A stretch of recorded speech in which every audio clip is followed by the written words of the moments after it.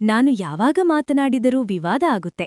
ನನ್ನ ಮಾತಿನಿಂದ ನೋವಾಗಿದ್ದರೆ ಕ್ಷಮೆ ಇರಲಿ ಎಂದು ನಿನ್ನೆ ಆದಿಚುಂಚನಗಿರಿ ಮಠದ ಪೀಠಾಧ್ಯಕ್ಷ ಶ್ರೀ ನಿರ್ಮಲಾನಂದನಾಥ ಸ್ವಾಮೀಜಿಯವರು ದಾರಿ ತಪ್ಪುತ್ತಿದ್ದಾರೆ ಎಂಬ ಹೇಳಿಕೆ ನೀಡಿದ್ದ ಶಾಸಕ ರಮೇಶ್ ಬಂಡಿಸಿದ್ದೇಗೌಡ ಭಾನುವಾರ ಕ್ಷಮೆಯಾಚಿಸಿದರು. ಮಂಡ್ಯ ನಗರದ ಪ್ರವಾಸಿ ಮಂದಿರದಲ್ಲಿ ಸುದ್ದಿಗಾರರೊಂದಿಗೆ ಮಾತನಾಡಿದ ಅವರು, ನಾನು ಯಾವಾಗ ಮಾತನಾಡಿದರೂ ವಿವಾದ ಆಗುತ್ತೆ. ನಾನು ಮಠ ಸರಿಯಿಲ್ಲ ಅಂತ ಹೇಳಿಲ್ಲ. ಹಿಂದೆ ಇದ್ದ ಶ್ರೀ ಬಾಲಗಂಗಾಧರನಾಥ ಸ್ವಾಮೀಜಿಗಳು ಎಲ್ಲರನ್ನೂ ವಿಶ್ವಾಸದಿಂದ ಇಟ್ಟುಕೊಂಡಿದ್ದರು. ಅವರು ಕಟ್ಟಿ ಬೆಳೆಸಿದ ಚುಂಚನಗಿರಿ ಮಠವನ್ನು ಸ್ವಾಮೀಜಿ ಬಿಟ್ಟು ಹೋದ ನಂತರ ಚೆನ್ನಾಗಿ ನಡೆಯಬೇಕು. ಆ ಭಾವನೆಯಲ್ಲಿ ನಾನು ಹೇಳಿದ್ದೆ ಅಷ್ಟೇ ಎಂದು ಸ್ಪಷ್ಟಪಡಿಸಿದರು. ಈಗಿನ ಪೀಠಾಧ್ಯಕ್ಷ ಶ್ರೀ ನಿರ್ಮಲಾನಂದನಾಥ ಸ್ವಾಮಿ ಬಗ್ಗೆ ಮಾತನಾಡುವ ದೊಡ್ಡ ವ್ಯಕ್ತಿ ನಾನಲ್ಲ. ಮಾತನಾಡುವ ಸಂದರ್ಭದಲ್ಲಿ ಸಣ್ಣ ಪದ ವ್ಯತ್ಯಾಸ ಆಗುತ್ತೆ. ಒಕ್ಕಲಿಗರ ಸಂಘದ ಅನೇಕರು ಮಾತನಾಡಿದ್ದಾರೆ. ಅವರ ಮನಸ್ಸಿಗೆ ನೋವಾಗಿದ್ರೆ ವಿಷಾದ ವ್ಯಕ್ತಪಡಿಸುತ್ತೇನೆ. ನಿರ್ಮಲಾನಂದನಾಥ ಸ್ವಾಮೀಜಿಯವರ ಮನಸ್ಸಿಗೆ ನೋವಾಗುವ ರೀತಿ ನಡೆದುಕೊಂಡಿಲ್ಲ.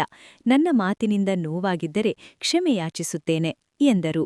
ನಾನು ನನ್ನ ಪದಗಳನ್ನೇ ನಾನು ಯಾವಾಗ ಮಾತಾಡಿದ್ರು ಕಾಂಟ್ರವರ್ಸೀಸು ಆಗೋ ಥರ ಆಗೋಯ್ತದೆ ಅನ್ನೋ ಭಾವನೆ ವ್ಯಕ್ತಪಡಿಸ್ತಾ ನಾನೇನು ಹೇಳಿದ್ದೀನಿ, ರಾಷ್ಟ್ರ ಮಟ್ಟದ ಅನೇಕ ಟಿ ವಿ ಮಾಧ್ಯಮದ ಮುಖ್ಯಸ್ಥರುಗಳು ನಮ್ಮ ಸ್ವಾಮೀಜಿ ಬಗ್ಗೆ ಭಾಳ ಗೌರವವಾಗಿ ಭಾಳ ಒಂದು ಅತ್ಯಂತ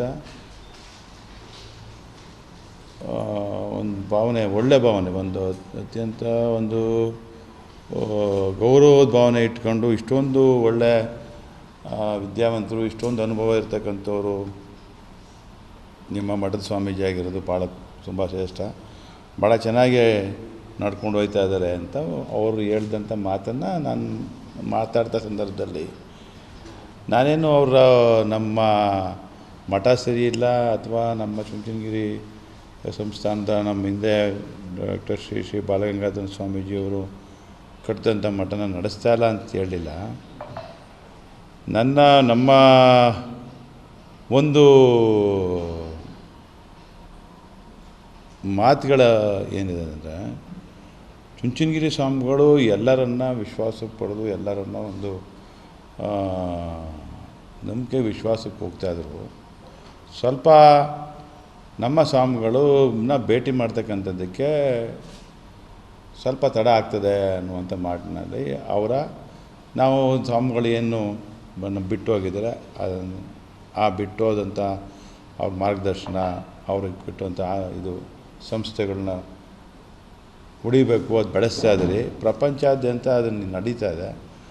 ಅಷ್ಟೊಂದು ಅದರ ಭಾಗವಾಗಿ ಹೇಳಿದ್ದೀನಿ ಹೊರತು ನಾನು ವೈಯಕ್ತಿಕವಾಗಿ ನಮ್ಮ ಚುಂಚನಗಿರಿ ಮಠದ ಸ್ವಾಮಿಗಳಾದಂಥ ಡಾಕ್ಟರ್ ಶ್ರೀ ಶ್ರೀ ಶ್ರೀ ಬಾಲಗಂಗಾಧರ ಸ್ವಾಮೀಜಿಯವರ ಅವರ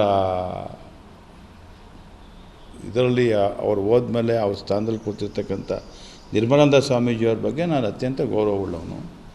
ಅವ್ರ ಬಗ್ಗೆ ನಾನು ಅಷ್ಟೊಂದು ದೊಡ್ಡ ವ್ಯಕ್ತಿನೂ ಅಲ್ಲ, ಅದಷ್ಟೊಂದು ದೊಡ್ಡ ಮನುಷ್ಯನೂ ಅಲ್ಲ. ಅವ್ರ ಬಗ್ಗೆ ಮಾತಾಡ್ತಕ್ಕಂಥದ್ದು ನಾನು ವೈಯಕ್ತಿಕವಾದಂಥದ್ದು ಇಲ್ಲ, ಯಾರ್ದು ಇಲ್ಲ. ಇವತ್ತು ಸಂಸ್ಥೆ ಬೆಳೆಸ್ತಾ ಇದ್ದಾರೆ, ಸಂಸ್ಥೆ ಪ್ರಪಂಚಾದ್ಯಂತ ಬೆಳೀತಾ ಇದೆ ಅಂತ ಹೇಳಿದ್ದೀನಿ. ಎಲ್ಲರಿಗಿಂತ ಒಂದು ಒಳ್ಳೆಯ ಸಂಸ್ಥೆ ಆಗಬೇಕು ಅಂತ ಒಂದು ಸದ್ಭಾವನೆ ಇದೆ. ಆ ಸದ್ಭಾವನೆ ನಡ್ಕೊಂಡು ಹೋಗ್ಬೇಕು ಅಂತ ಭಾವನೆ ವ್ಯಕ್ತಪಡಿಸಿದ್ದೇನೆ ಹೊರತು ಏನು ಮಾತಾಡ್ತಕ್ಕಂಥ ಸಂದರ್ಭದಲ್ಲಿ ಒಂದೇ ಒಂದು ಸಣ್ಣ ಪದನೂ ವ್ಯತ್ಯಾಸಗಳು ಆಗ್ತದೆ, ಅದಕ್ಕೆ ಏನಾದ್ರು ನಮ್ಮ